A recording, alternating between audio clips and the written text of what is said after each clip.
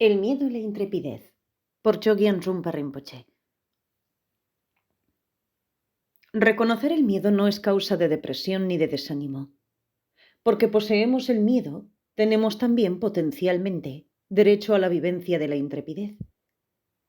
La verdadera intrepidez no consiste en reducir el miedo, sino en trascenderlo.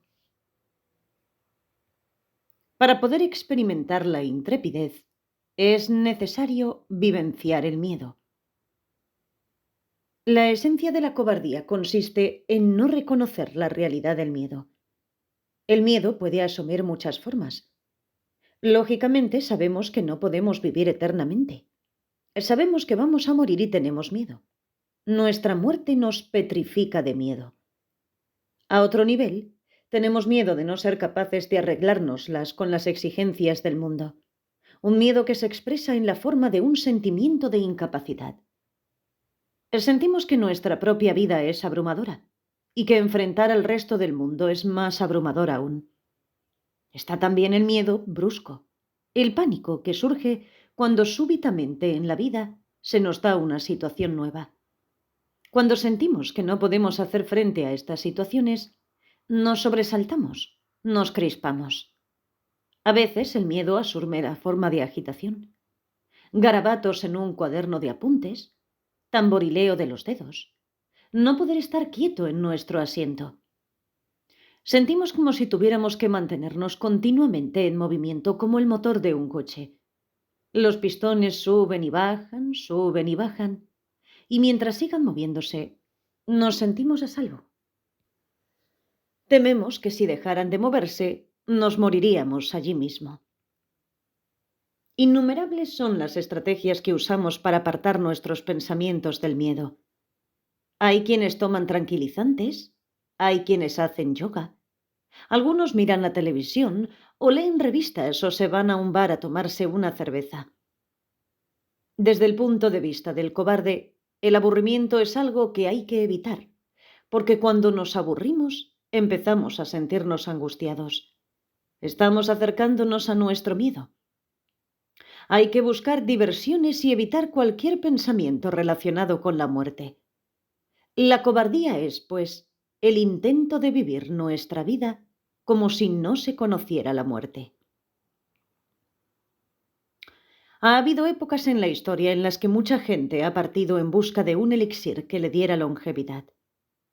Si tal cosa existiera, para la mayoría de la gente sería horroroso.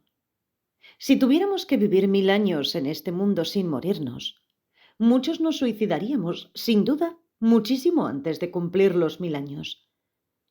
Incluso si pudiéramos vivir eternamente, no podríamos evitar la realidad de la muerte y del sufrimiento que nos rodean. Es menester reconocer el miedo.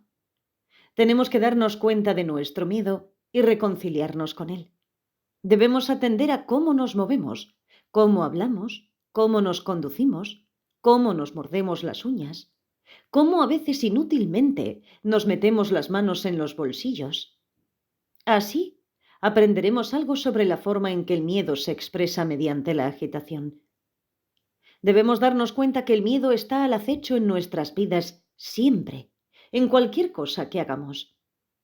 Por otra parte, reconocer el miedo no es causa de depresión ni de desánimo, porque poseemos el miedo. Tenemos también potencialmente derecho a la vivencia de la intrepidez.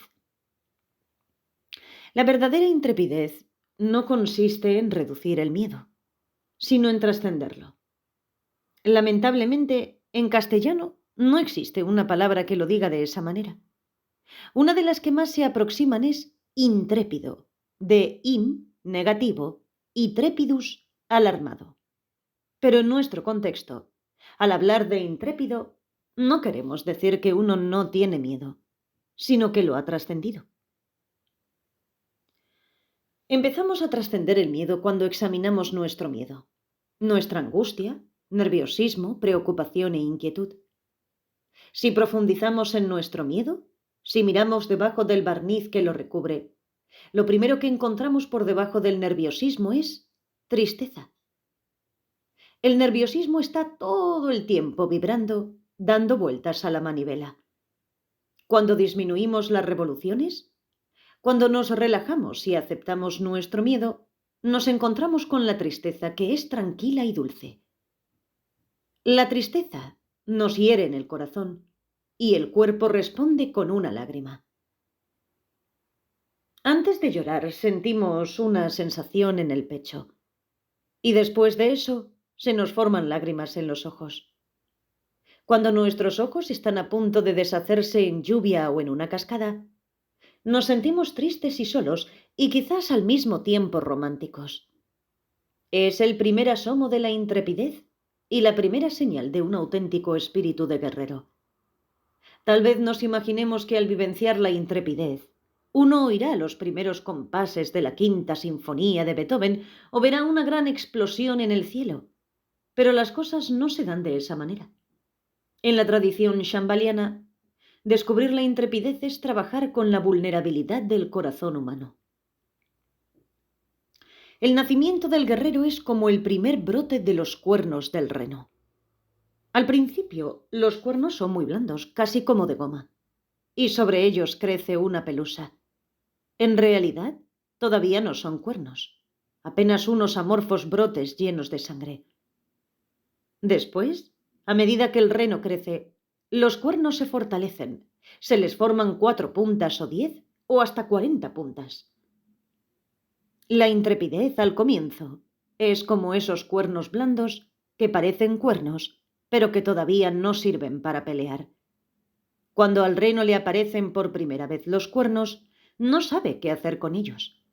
Debe resultarle muy incómodo tener esas protuberancias blandas y deformes en la cabeza. Pero después empieza a darse cuenta de que tiene que tener cuernos, de que los cuernos forman parte natural de su condición de reno. De la misma manera, cuando a un ser humano le empieza a nacer el corazón tierno y sensible de su condición de guerrero, puede ser que se sienta sumamente torpe o que no sepa bien cómo relacionarse con esa forma de intrepidez.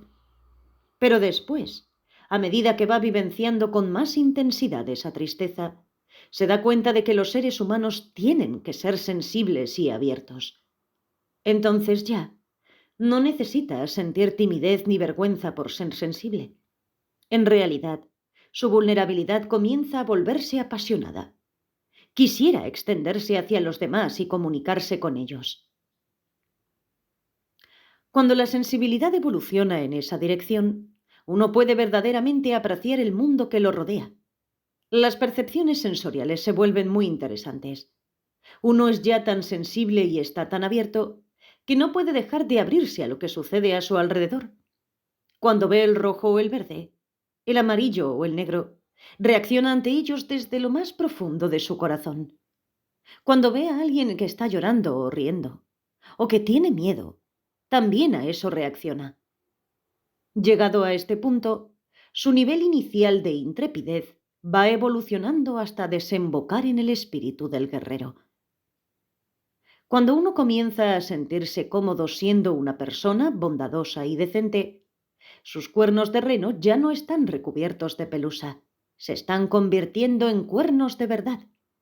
Las situaciones se vuelven muy reales y por otra parte muy comunes y corrientes. El miedo se convierte naturalmente en intrepidez de manera muy simple y muy directa. El espíritu de guerrero ideal consiste en sentir tristeza y ternura. Es por eso que el guerrero puede ser además muy valiente. Si uno no siente esa tristeza de todo corazón, la valentía es tan frágil como una taza de porcelana. Si uno la deja caer, se romperá o se cascará. Pero la valentía del guerrero es como una taza lacada, un cuenco de madera cubierto de capas y capas de laca. Si la taza se cae, rebotará en vez de romperse. Es blanda y dura a la vez.